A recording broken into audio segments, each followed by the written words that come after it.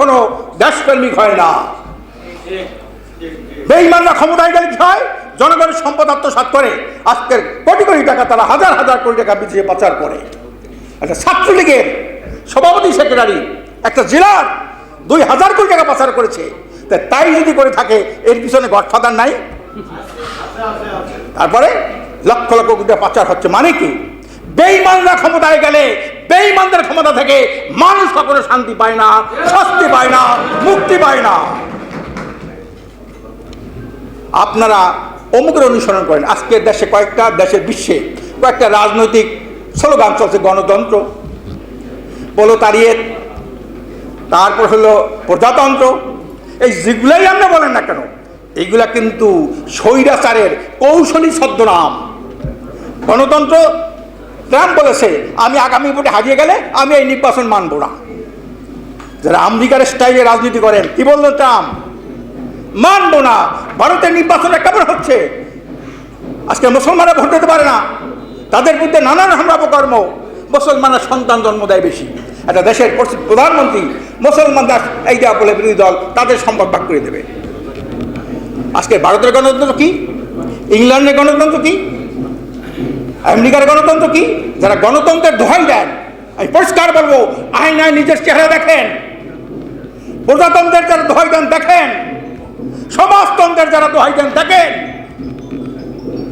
কাজে এই জন্যে এই স্বৈরাচারের যে বহুমুখী রূপ, গণতন্ত্রের নামে, প্রজাতন্ত্রের নামে, প্রোলেতারিয়েটের নামে, এগুলা কিন্তু স্বৈরাচারের একটা ছদ্মরূপ। কাজে এখান থেকে মুক্ত হয়ে সর্বকালের সর্বশ্রেষ্ঠ আদর্শ ইসলাম দেখেন। ইসলাম কীভাবে মানব অধিকার প্রতিষ্ঠা করে, কিভাবে মতের স্বাধীনতা প্রদান করে, কিভাবে মানুষের জানমালের নিরাপত্তা রক্ষা করে।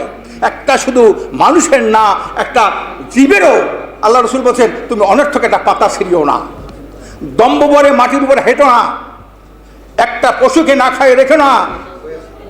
এই পর্যন্ত বলেছেন ইসলাম। আর ইসলাম বাদ দিয়া কেউ ভারত, কেউ আমেরিকা, কেউ ব্রিটেন, কেউ অমুক, কেউ সমুক, এই পচা গান্দা রাজনৈতিক দর্শন যতদিন পর্যন্ত আমরা বন্ধ করতে না পারবো ততদিন সত্যিকারে দেশপ্রেম হতে পারবো না, আর মানুষের কল্যাণ করতে পারবো না, দেশের স্বাধীনতা সার্বভৌমত্ব কোনদিন আমরা রক্ষা করতে পারবো না। আজকে শুধু এই যে কতগুলো অখণ্ড সবচেয়ে বড় আগ্রাসন, সাংস্কৃতিক আগ্রাসন, শিক্ষা সিলেবাসে আগামীকাল আমাদের এখানে একটা প্রোগ্রাম আছে, জাতীয় প্রোগ্রাম। সাংস্কৃতিক আগ্রাসনটা কি? একটা দেশ যদি দখল করতে হয়, একটা দেশে যদি গোলামিতে আবদ্ধ করতে হয়, তার প্রধান হইল সংস্কৃতি এবং শিক্ষা। এইটির উপর একটা সেমিনার আগামীকালকের গোল টেবিলে বৈঠক আছে। কাজে এই যে সাংস্কৃতিক আগ্রাসনটা আজকে সমস্ত শিক্ষা সিলেবাসে, প্রাইমারি স্কুল থেকে হাই স্কুল পর্যন্ত সমস্ত শিক্ষা সিলেবাসের মধ্যে কি ঢুকাইছে ভারত। আজকে ধর্মীয় বই কভারে থাকে ওনাদের রামায়ণের ছবি। এসব কি? ইমাম পরিষদের প্রশিক্ষণ পাবে 3 জন হিন্দু। এই সব ব্যাপারটা মনে রাখেন। সাময়িক কোনো সস্তা স্লোগান দিয়ে সাময়িক কিছু হাওয়া পাওয়া যায়, স্থায়ী কোনো সমাধান হয় না। স্থায়ী সমাধান হতে হলে এই সমস্যার আসল কারণ উদ্ঘাটন করতে হবে। আজকের আগ্রাসী শক্তি শুধু ভারত নয়, আমেরিকার সাব এজেন্ট হইল ভারত। আর ভারত আর আমেরিকার যারা এজেন্সি নিয়ে দেশে রাজনীতি করে তাকে দিয়ে দেশের কোনো কল্যাণ আশা যায় না।